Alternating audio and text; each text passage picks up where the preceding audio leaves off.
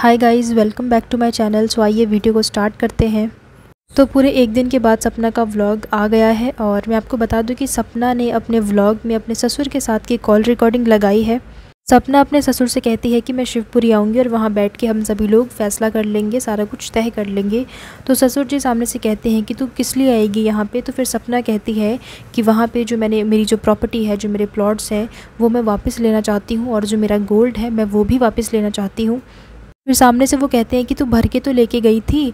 तो फिर सपना कहती है कि मैं भर के अपने कपड़े लेकर गई थी जो मैंने अपने पैसों से ख़रीदे थे। उसके बाद सपना के ससुर कहते हैं कि गोल्ड तेरा कहाँ से आ गया, गोल्ड तो तेरा है ही नहीं। तो फिर सपना कहती है कि वो मुझे शादी में चढ़ाया गया था तो वो गोल्ड तो मेरा ही हुआ। तो ससुर जी कह देते हैं कि नहीं, वो गोल्ड तेरा नहीं है। वैसे अगर टेक्निकली देखा जाए तो जो गोल्ड होता है वो लड़की का ही होता है, क्योंकि लड़की को चढ़ाया जाता है तो वो गोल्ड लड़की का हो जाता है। इसी बीच सपना के ससुर जी कहते हैं कि तू रिकॉर्डिंग वगैरह कर रही है क्या। तो फिर सपना सामने से कहती है कि हाँ, मैं रिकॉर्डिंग कर रही हूँ, आपको जो कहना है आप कहो, आप अपना भी पक्ष रखो। अगर आपको वीडियो बनानी है तो आप वीडियो भी बना के अपना पक्ष रख सकते हो। फिर ससुर जी कहते हैं कि मुझे कोई पक्ष वक्ष नहीं रखना, मेरा जो पक्ष है वो मेरे भगवान है। जब तक सपना के ससुर जी को ये पता नहीं चलता कि रिकॉर्डिंग हो रही है तो उनकी जो आवाज़ है वो एक अलग तरीके की होती है, मतलब उनकी टोन एक अलग टाइप की ही होती है। लेकिन जैसे ही उनको पता चलता है कि सपना रिकॉर्डिंग कर रही है तो उनकी टोन जो है वो और भी ज़्यादा अच्छी हो जाती है, सॉफ्ट हो जाती है। वो कहते हैं कि तू मुझे लिस्ट बना के भेज दे, मैं तुझे सारा सामान दे दूँगा। सपना कहती है कि मैं अपनी बेटियों का हक़ तो लेकर ही रहूँगी। तो ससुर कहते हैं कि मैंने कब मना किया कि उनका मैं हक़ नहीं दूँगा, लेकिन मेरे जीते जी उनको कुछ भी नहीं मिलेगा। जब तक मैं ज़िंदा हूँ मैं कुछ भी नहीं दूँगा, मेरे मरने के बाद ये सारा कुछ उनका ही हो जाएगा। इसके अलावा मथुरा वाले घर को लेकर भी इनके बीच में कॉन्वर्सेशन होती है, जहाँ पे सपना अपने ससुर को कहती है कि वो मथुरा वाला घर मैं लूँगी और उसके जो भी पैसे होंगे वो मैं आपको दे दूँगी। तो फिर ससुर जी कहते हैं कि मैं वो घर नहीं दूँगा, वो घर तो मैं ही लूँगा।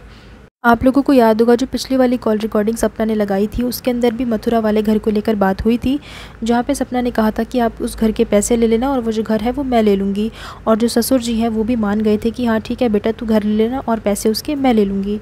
लेकिन उसके कुछ सेकंड के बाद ही ससुर जी कहते हैं कि नहीं, वो घर तो मैं ही लूँगा और जो पैसे हैं वो मैं तुझे दे दूँगा। इस कॉल रिकॉर्डिंग के दौरान भी सपना ने इस बात का जिक्र किया कि वो जो घर है वो मैं ले लूँगी और उसके पैसे जो है वो आप ले लेना। तो ससुर जी साफ इनकार कर देते हैं कि नहीं, ऐसा कैसे चलेगा, क्योंकि वो घर तो मैं लेने वाला हूँ। तो ये पूरी कॉन्वर्सेशन जो है वो ससुर जी और सपना के बीच में होती है। सपना ने बताया कि जब से मैं वहाँ से आई हूँ तो सास ससुर की तरफ से मुझे एक भी कॉल नहीं आया और परसों मैंने खुद ही इनको कॉल की थी। जो रिकॉर्डिंग आप लोगों ने सुनी वो सपना ने सामने से उनको फ़ोन किया था और तब उनके बीच में ये सारी बातें वगैरह हुई थी। परसों ये बातचीत होने के बाद कल सास ससुर का सामने से वीडियो कॉल आया बच्चों से बात करने के लिए। सास ससुर ने बच्चों से बहुत ही प्यार से बात की एंड जो वीडियो कॉल था वो काफ़ी इमोशनल था, क्योंकि जो बच्चे हैं वो वीडियो कॉल पे देख के अपने दादा दादी को पहचान गए और उनको बाबा वगैरह कह के वो बुला भी रहे थे। तो वो काफ़ी इमोशनल वीडियो कॉल थी। वीडियो कॉल में सब कुछ ठीक था, लेकिन एक बात जो है वो हर किसी ने नोटिस की, वो ये थी कि लगातार सास ससुर जो है वो सपना को इग्नोर करते हुए दिख रहे थे, क्योंकि सपना जो है वो बच्चों की बात करवा रही थी कि बेटा ऐसे करो, बेटा हेलो करो, बेटा ये करो वो करो। तो इस तरीके से वो बात करवा रही थी दादा दादी से। लेकिन अब हो ये रहा था कि सास ससुर जो है वो सपना की किसी भी बात का जवाब नहीं दे रहे थे। और सपना ने ये भी कहा कि आप इसी तरह बच्चों से बात वगैरह कर लिया करो और इसी तरह आप फ़ोन कर लिया करो। तो सामने से ना सास की तरफ से ना ही ससुर की तरफ से कोई भी रिप्लाई नहीं आया और वो लगातार बच्चों से ही बात करते रहे, सपना की बात का जवाब नहीं दिया। उन्होंने एक बार भी सपना से नहीं पूछा कि वो कैसी है, क्या कर रही है एंड ऑल दैट, कुछ भी नहीं पूछा और वो लगातार जो है वो बच्चों से ही बात करते रहे। सपना का कमेंट सेक्शन स्क्रॉल किया मैंने और मैंने वहाँ पे बहुत सारे कमेंट्स इसको लेकर देखे कि सपना को ये सारी बातें जो हैं ये सोशल मीडिया पर नहीं लानी चाहिए, मतलब इसको यूट्यूब पर नहीं पोस्ट करना चाहिए। जैसे कि ससुर के साथ जो कॉल रिकॉर्डिंग थी, बच्चों के साथ जो वीडियो कॉल हुई, उन सब चीज़ों को क्या कहते हैं, उसको यूट्यूब पर नहीं लाना चाहिए। वो चीज़ें जो है वो प्राइवेट होनी चाहिए।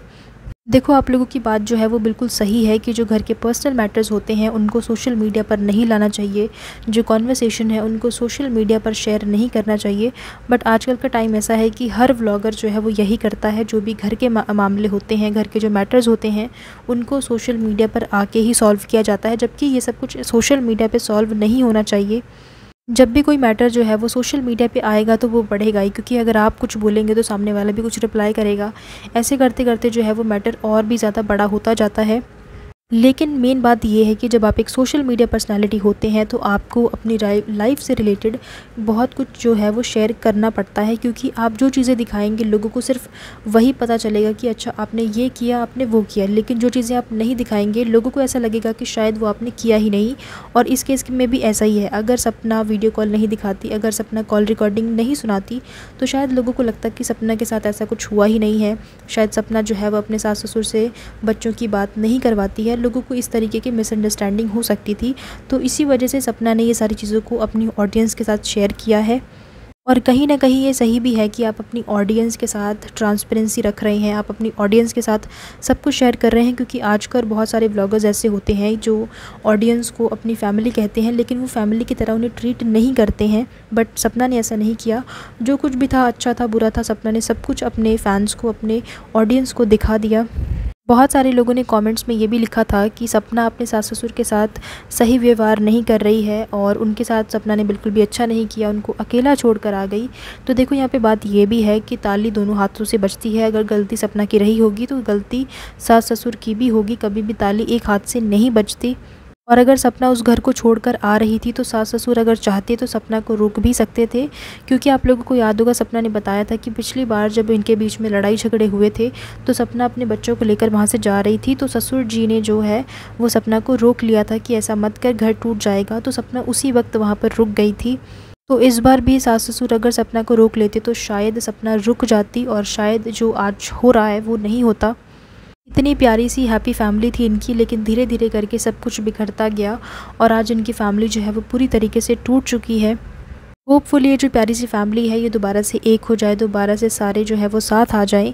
ये बहुत मुश्किल है लेकिन नामुमकिन नहीं है, अगर ये चाहें तो ऐसा हो सकता है। सो गाइज़, इसी के साथ मैं वीडियो को एंड कर रही हूँ एंड आई होप कि आप लोगों को ये वीडियो पसंद आया होगा। कमेंट करके मेरे साथ अपने ओपिनियन ज़रूर शेयर करना कि इन सब पे आपका क्या कहना है। Let me know in the comments. And इसी तरह के और भी अपडेट्स के लिए, रिएक्शन वीडियोस देखने के लिए आप लोग मेरे चैनल को सब्सक्राइब कर लीजिए, बेल आइकन को प्रेस कीजिए ताकि वीडियोज़ की नोटिफिकेशन आप लोगों को मिले। So thank you so much guys for watching this video and I will see you in the next one. Till then keep watching. Thank you.